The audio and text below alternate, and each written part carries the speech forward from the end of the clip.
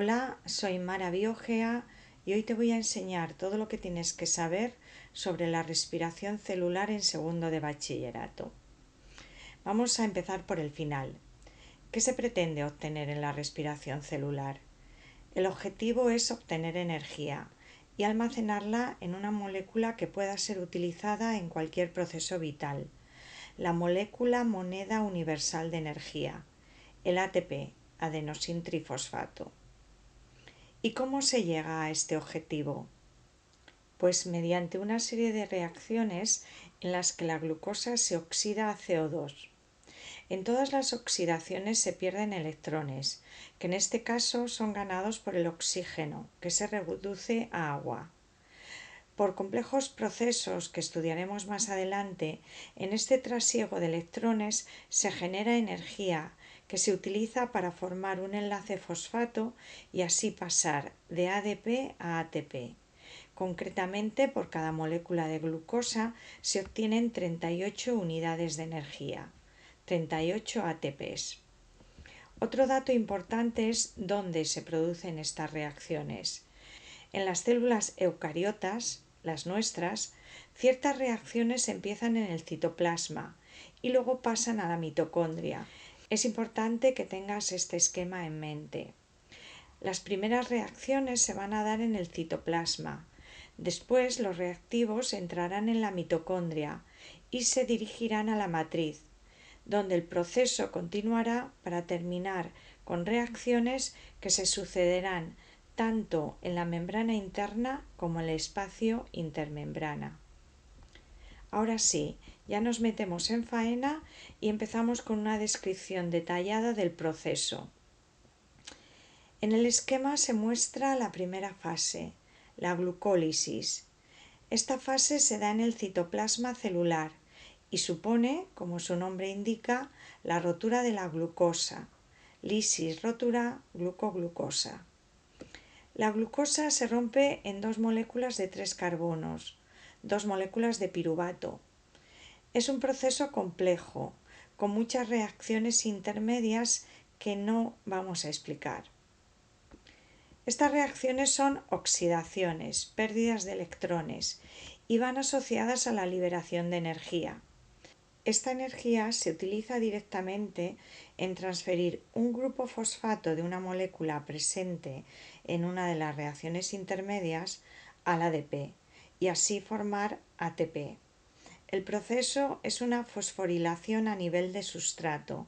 Fosforilación porque se forma un enlace fosfato y a nivel de sustrato porque es una molécula la que directamente le da su grupo fosfato al ADP. Los electrones perdidos en la oxidación de la glucosa son captados por la molécula NAD. Esta molécula capta además protones, algo muy común en las oxidaciones biológicas. La consecuencia de todo esto es que el NAD se reduce a NADH y se forma lo que llamamos poder reductor. Lo que es el poder reductor lo explicamos con esta imagen, porque es un poco lioso.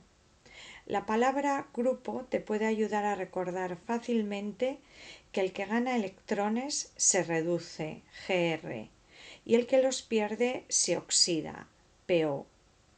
Pues en esta reacción A ha ganado electrones, se ha reducido. Los electrones ganados se los ha dado el NADH. Luego el NADH tiene el poder de dar electrones, tiene el poder de reducir, tiene poder reductor. El NADH es muy importante en la respiración, es el que da los electrones cuando se necesitan.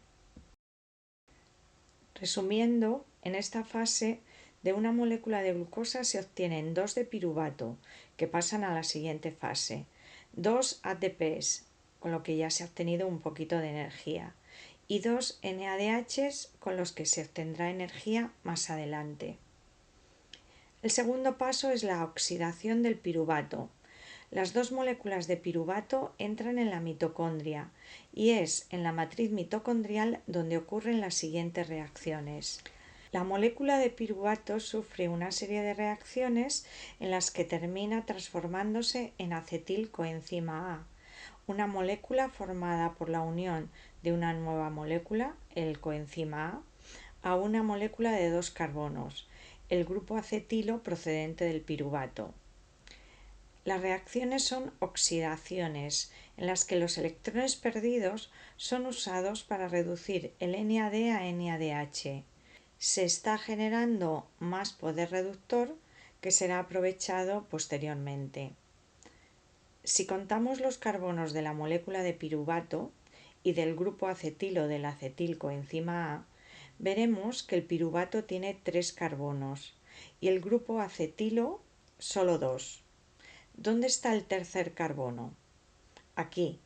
Se ha liberado CO2.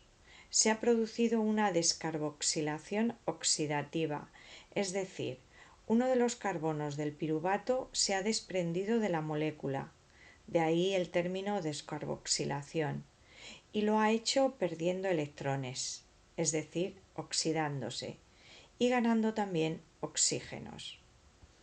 El balance de este segundo paso es que por glucosa han entrado 2 ácidos pirúvicos y han salido 2 moléculas de acetilcoenzima A, que pasan a la siguiente fase. 2 NADHs que aportarán los electrones más adelante y 2 moléculas de CO2, que al ser un producto de desecho será expulsado. El tercer paso es el ciclo de Krebs, también llamado ciclo del ácido cítrico, y se sigue dando en la matriz mitocondrial. El acetilcoenzima A entra en el ciclo, uniéndose a una molécula de 4 carbonos. Como resultado se forma una molécula de 6 carbonos y se libera el coenzima A. Esta molécula de 6 carbonos sufre una serie de oxidaciones en las que se forma una molécula de GTP. Como GTP y ATP tienen el mismo valor energético, vamos a referirnos a ella como ATP. El proceso de formación de ATP también es por fosforilación a nivel de sustrato.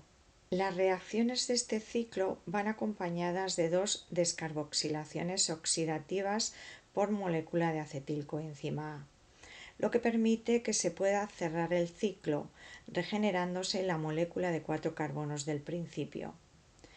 Como siempre, en las reacciones de oxidación, los electrones perdidos tienen que ser captados por otras moléculas. En este caso, además de ser captados por el NAD, que se reduce a NADH, entra en juego una nueva molécula, el FAD, que al captar los electrones se reduce a FADH2. Se han formado 2 moléculas con poder reductor. El balance de este paso es que por glucosa han entrado 2 acetilcoenzima A y se han obtenido 2 moléculas de ATP, otro poquito más de energía. Se han oxidado a 4 CO2 los 4 carbonos que quedaban de la glucosa y se ha formado poder reductor en forma de 6 moléculas de NADH y 2 de FADH2. El cuarto paso es la fosforilación oxidativa. Estas reacciones tienen lugar en la membrana interna de la mitocondria y en el espacio intermembrana. En la membrana interna hay unos complejos moleculares alineados y especializados en transportar electrones. Es lo que se conoce como cadena de transporte electrónico y, como su nombre indica, en ella los electrones viajan a través de sus moléculas. Lo hacen yendo de niveles energéticos altos a más bajos y liberando energía en ese paso. También se llama cadena respiratoria porque es la que consume la mayor parte del oxígeno que inspiramos. El proceso sería como sigue. Las moléculas con poder reductor formadas en las fases anteriores, el NADH y el FADH2, ceden sus electrones a la cadena de transporte electrónico. Estos electrones entran en la cadena en niveles energéticos altos. Es importante recalcar que cuando el NADH y el FADH2 ceden sus electrones, se regeneran los NAD y FAD necesarios para las fases que hemos visto anteriormente. El movimiento de los electrones a través de la cadena va de niveles energéticos altos a bajos, por lo que libera energía, que es usada para bombear protones al espacio intermembrana. El resultado es que hay una alta concentración de protones en ese espacio. Al final de la cadena de transporte electrónico tiene que haber una molécula que capte los electrones. Esa molécula es el oxígeno. El oxígeno capta electrones y se reduce, captando además protones, por lo que se genera una molécula de agua. El hecho de que se capten protones contribuye a que el gradiente de protones sea todavía mayor, porque aquí se están retirando protones de la matriz para formar agua. Entre el espacio intermembrana y la matriz, el gradiente de protones hace que estos tiendan a pasar del espacio intermembrana a la matriz. La quimiosmosis es el proceso químico que consiste en el paso de iones a través de una membrana celular. Como la membrana mitocondrial interna no deja pasar a los protones, a estos no les queda otra que pasar atravesando la ATP sintasa, un complejo macromolecular que utiliza la energía liberada en el paso de protones para añadir un enlace fosfato al ADP y formar ATP. Por cada NADH que cede sus electrones a la cadena, se bombean suficientes protones para que se produzcan 3 ATPs, mientras que por cada FADH2 solo se consiguen 2, ya que este se incorpora cuando los electrones están en un nivel energético más bajo. En total, por cada molécula de glucosa se consiguen 34 ATPs. Recapitulando, en la respiración celular, la glucosa se oxida totalmente a 6 moléculas de CO2, que se expulsan al exterior. En estas oxidaciones se generan directamente, por fosforilación a nivel de sustrato, 4 ATPs y el poder reductor de 10 moléculas de NADH y 2 de FADH. Cuando NADH y FADH2 donan electrones a la cadena de transporte electrónico, se bombean protones al espacio intermembrana. Los electrones que llegan al final de la cadena son captados por 6 moléculas de oxígeno, que se unen a protones y forman 6 moléculas de agua. Los protones acumulados en el espacio intermembrana, al salir a través de la ATPasa, forman 34 ATPs por fosforilación oxidativa, que junto con los otros 4 ya formados dan lugar a un total de 38 ATPs, 38 unidades de energía obtenidas por molécula de glucosa en el proceso de respiración celular. Y eso es todo. Espero que hayáis aprendido y disfrutado. Muchas gracias.